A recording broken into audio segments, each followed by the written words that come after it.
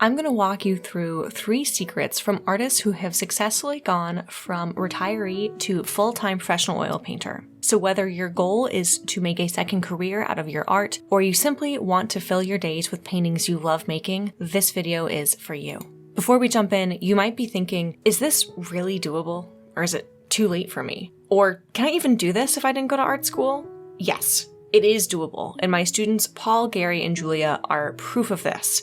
Each of them started from a very different place with painting, but all 3 are working full-time as painters now and absolutely thriving. So whether you are relatively new to the painting journey or you have been painting for a long time, this video is for you. If, as I go through these 3 secrets, you realize that you want help to make sure you can paint successfully full-time when you retire, or even if you would like to retire early to pursue painting, this is exactly what I helped Paul, Gary, and Julia to do, and I would love to help you too. To find out more and to discuss your goals one-on-one with me so we can put together a game plan just for you, follow my mentorship links down in the description to find out more and to reach out. Alright, the 3 secrets that I'm going to share with you are the culmination of what I have observed helping artists on this journey firsthand, what I have learned from my own journey of going from a corporate career to painting full-time, and what my students told me their insights were that they would love to go back in time to share with their former selves. The first secret that emerged from these conversations was that going to professional oil painter full-time is going to take years. So don't wait to start treating your practice like a professional. This was the crux of what Paul told me when I asked him about what advice he would give his younger self. He explained that you really need to love the process because making this transition isn't going to happen overnight. Whether your paintings are actually looking really solid and you're proud of them, but you're just not quite sure how to step into the realm of marketing and selling your work, this is a skill that needs practice. The same thing applies if you still need to spend time with your paintings to make sure that you are really proud of them, that they have the style, that they have the hallmark that you want to be known for. This is something that takes years to explore and to really develop. So this isn't something we want to put off for the first day of the rest of your life. Or to put it slightly differently, if you still have a few years ahead of you before you retire, now is the time to go ahead and start working on your skills. Whether those skills are building up a body of work that you're proud of, or getting used to selling and putting yourself out there, or some mix of the 2. In fact, I would take this a step further and say the earlier you can start planning for this, the better, because it really takes the pressure off. I think one of the most difficult conversations I have with aspiring full-time professional oil painters is when they come to me and they say, I just started oil painting last year. I'm absolutely in love with it. I just quit my job. I need to pay bills next week. Can you help me? Those are always such difficult conversations because the reality is that we simply don't have enough time to really get you in a place with your craft that you're gonna feel good about. By contrast, one of the times when I am most excited to talk with painters is when they tell me I have 5 or 10 years until retirement. I want to really start taking this seriously now.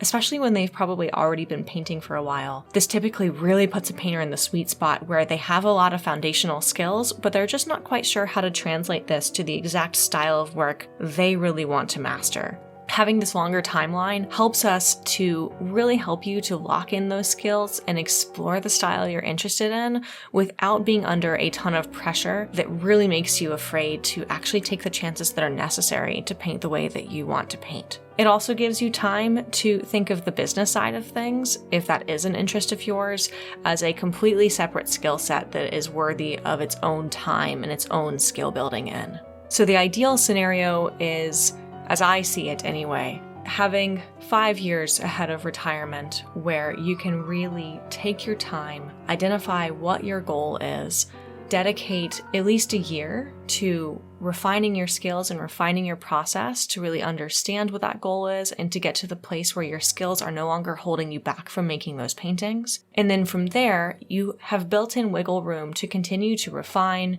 continue to fine-tune, and also this gives you time to start putting your work out there or to build up a body of work that you can then practice selling. Then after those 5 years pass, you should have already really established your voice as a painter. You have a recipe for successful paintings that are in your voice that you know you can make over and over. And you also have practice selling, and you have a number of sales under your belt. And you might even be at the point where your painting practice has become really consistent, and maybe it's starting to become actually more lucrative than the career you had beforehand. This to me is the ideal scenario. That is, if your goal is income related. Even if you do not need to make a cent more in retirement, however, it is really useful to give yourself this time and to establish a professional practice beforehand, so you don't have this kind of jarring experience of going from being at the peak of your professional career to suddenly having empty days and not really being sure how to structure them to feel productive and to feel satisfied in the studio.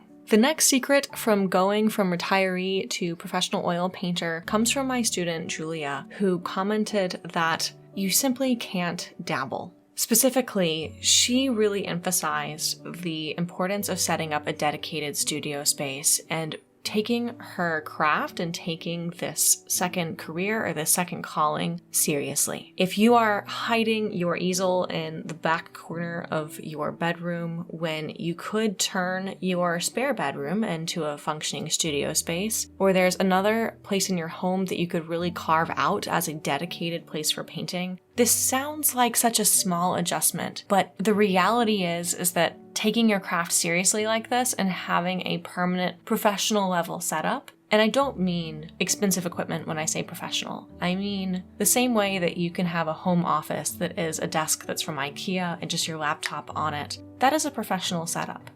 It doesn't have to be something big, something fancy. It doesn't have to be a big investment. But what matters is that you treat your craft seriously. You have a dedicated space for it. You have this zone in your space where when you enter that zone, you are working, and people who might live with you respect that. And that you're going to respect that. That if you step into the studio, you know it's time to get serious about painting.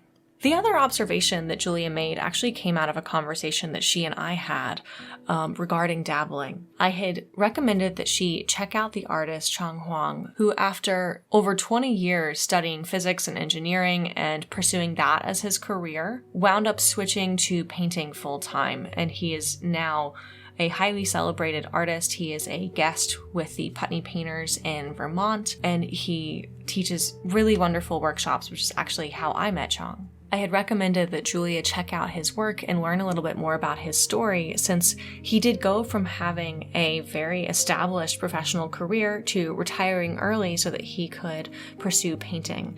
And this wasn't something that he had gone to art school for or anything like that. This was something that he genuinely picked up later in life. And I thought that he would be a real inspiration to Julia, and I'm sure he would be a really great inspiration for many of you as well. So when Julia checked out Chang's work, something that really struck her was just how prolific he was.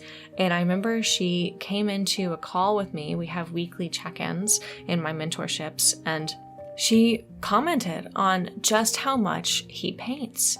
And she was saying, you know, to paint at this level, you really have to be prolific, don't you? And I said, yeah, you know, that number is different for every person. One painter might really thrive painting every single day or producing a painting every day. Another painter might thrive producing a painting a week. You don't have to have a set schedule or a set production timeline, but what I have found is that painters who focus on volume of work created and consistency while balancing that with a practice that's sustainable, so you're not painting so much that you're going to burn out, that is typically where I see the most growth, and the work itself comes closest to mastery. On this channel before, I have shared a kind of common parable. This parable has appeared in the book Art and Fear. It has also appeared in James Clear's book Atomic Habits. The details are a little bit different between these two examples, and really interestingly, there's a blog post by Austin Kleon where essentially they tease out the actual origin story of this parable and find out that this is a true thing that happened. But in any event, I will go ahead and share the actual quote from Art and Fear, which is where I first heard about this. A ceramics teacher announced on opening day that he was dividing the class into 2 groups. All of those on the left side of the studio, he said, would be graded solely on the quantity of work they produced, and all of those on the right solely on its quality. His procedure was simple. On the final day of class, he would bring in his bathroom scales and weigh the work of the quantity group. 50 pounds of pots rated an A, 40 pounds a B, and so on.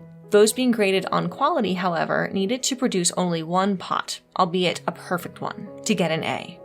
Well, came grading time, and a curious fact emerged. The works of the highest quality were all produced by the group being graded for quantity. It seemed that while the quantity group was busily turning out piles of work and learning from their mistakes, the quality group had sat theorizing about perfection, and in the end had little more to show for their efforts than grandiose theories and a pile of dead clay. In Austin Kleon's blog post, it turns out that Clear had emailed Orland in 2016 and found that the original story here was about a film photography class, but it had been altered to a pottery class in Art and Fear in order to avoid talking too much about photography in that book. But regardless of medium, this is such a powerful example and one that is worth remembering when we're talking about painting specifically. It is far more important to create a habit of frequency and consistency rather than trying to get it perfect. And this really applies when you're looking to paint full-time in retirement. So to really capitalize on this second secret, my 2 main recommendations would be to treat your practice like a professional would, which often means carving out a dedicated studio space for yourself, and treating your practice with respect, having something like a schedule, and just as importantly, really focusing on volume and consistency over anything else. I think this actually really reaffirms Paul's insight as well around loving the process, because the more you love the process, the more likely you are to churn out more work, make more mistakes, learn from those mistakes, and ultimately have more breakthroughs as a result. The third secret that I want to share from going successfully from retiree to professional oil painter is to not assume that your professional skills from your first career are going to give you a boost as a painter. Now, your life experiences matter. This is one insight that my student Gary had. Everything from his experience with his previous career, to his experience in theater, to his experience with stained glass, really informed the voice that he brought to his paintings. And at the same time, I think it's a trap to assume that because you maybe have had a very successful career, or perhaps you have received a lot of education in another field, that this essentially puts you on third base when it comes to painting. There are some things that I think can really give us an edge, but what I find most sets painters up for success in terms of, successfully painting full-time in retirement is to really honor the fact that you are starting fresh and to come at it from a perspective of curiosity. I think this also really ties in with the idea from this first secret of giving yourself more time. I think it's so easy when we think that, okay, I'm going to retire on May 1st, 2024, and on May 2nd, I'm going to get into the studio and I'm going to make my first painting as a full-time painter. It sets us up to have such a disappointment, such a culture shock. And what instead works really well to help ease you into that process is to start earlier. Give yourself time to explore. Give yourself time to create that volume of work and really be prolific. Make all the mistakes and then have all the breakthroughs. And then by the time you actually are able to do this full time, you're gonna feel really secure in your craft and your practice. To give you some examples of what this might look like in practice, I want to go ahead and brag on these 3 students that I've been talking about in this video. Starting with my student Gary. He is actually my very first online student, and when he and I started working together, he had just started oil painting really for the first time. 3 years later, this is what he is proud to share. He set a goal in 2023 to place in a local art exhibit, and he has now placed twice, a first and second place, and audience favorite in another local exhibition. He's also pleased to have more than doubled the sales goal that he set for his artwork in 2023. Next up, when my student Julia reached out to me, it was actually earlier this year, and she said that the biggest thing that she fears is holding her back is her technique of putting brush to canvas. She was really excited to get some bolder brushwork and more freshness and more energy into her work, and wasn't quite sure how to navigate her tools and materials in order to make work that she was really satisfied with. Since just a few months ago, Julia has had so many breakthroughs, from really stunning master copies to being able to paint a violinist in real time while he was performing, to some really gorgeous still life setups that she's made. But one of the wins that I'm actually really excited about is that Julia lamented to me that earlier in her painting life, she regularly had the opportunity to work with models, and that she was afraid that she just really wouldn't get back to that place. And since then, she has actually started working with models once more, because she started a local painting salon where she can invite models in and other artists to work with her. And this is what she has to show from her latest effort. And finally, I want to show off my student Paul. When Paul came to me, he had a goal of retiring early from his day job to pursue painting full-time. He and I sat down to hammer out exactly what that needed to look like, such that he could fully replace his day job income. And really quickly, he secured a gallery relationship that was moving paintings as they came in, and he had a formula to be able to actually replace that income fully. I'm so proud of the work that Paul has done, as well as all of my other students. If you would like to find out if you could be on this journey too, I would highly encourage you to reach out to me, because I would love to help you to reach your biggest painting goals for retirement. All right, until next time, please let me know in the comments if you have any questions about painting in retirement. And until then, happy painting.